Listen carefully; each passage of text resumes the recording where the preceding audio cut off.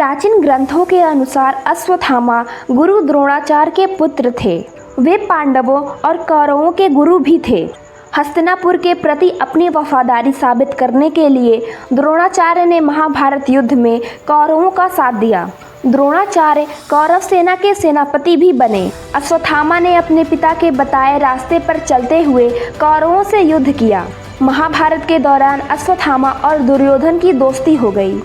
पौराणिक कथाओं के अनुसार ऐसा कहा जाता है कि द्रोणाचार्य और कृपि को संतान नहीं हो रही थी। हिमाचल में तपेश्वर महादेव शिवलिंग की पूजा करने के बाद उन्हें पुत्र की प्राप्ति हुई थी। शास्त्रों में अश्वत्थामा को भी भगवान शिव का अंश माना गया है। अश्वत्थामा के जन्म के समय उनके सिर पर एक मणि थी जो उन्हें देवताओं, राक्षसों या जानवरों से बचाती थी।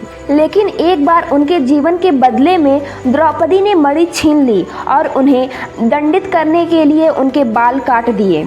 शास्त्रों के अनुसार महाभारत युद्ध में द्रोणाचार्य और अश्वत्थामा की जोड़ी ने पांडवों की सेना पर भारी पड़ गई थी।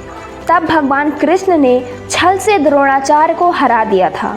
भगवान कृष्ण ने युधिष्ठिर से कहा कि वे अश्वत्थामा के युद्ध में मारे जाने की खबर फैलाएं। खबर सुनने के बाद द्रोणाचार्य ने शोक में अपने हथियार त्याग दिए। द्रौपदी के भाई ने द्रोणाचार्य का सिर काट दिया।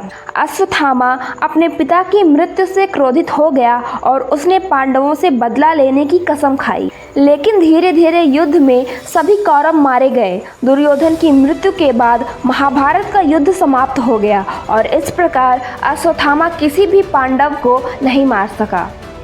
क्रोधित अश्वत्थामा ने पांडवों के विरुद्ध ब्रह्मास्त्र का प्रयोग किया। उसी समय अर्जुन ने भी उसे मारने के लिए अपना ब्रह्मास्त्र चलाया। ऐसा कहा जाता है कि अगर दो ब्रह्मास्त्र आपस में टकरा जाएं तो प्रलय हो सकता है। इस प्रकार भगवान कृष्ण ने अर्जुन को अपना ब्रह्मास्त्र वापस लेने की सलाह दी। अर्जुन ने भगवान कृष्ण की आज्ञा का पालन किया, लेकिन अश्वत्थामा ब्रह्मास्त्र को वापस लेना नहीं जानता था। अश्वत्थामा ने अपने ब्रह्मास्त्र अभिमन्यु की विधवा पत्नी के गर्भ पर चलाया, जिससे उनके गर्भ में पल रहे बच्चे की मृत्यु हो गई। इसके बाद भगवान कृष्ण ने अश्वत्थामा को श्राप दिया कि जब तक धरती पर जीवन है तब तक वह जीवित रहेगा।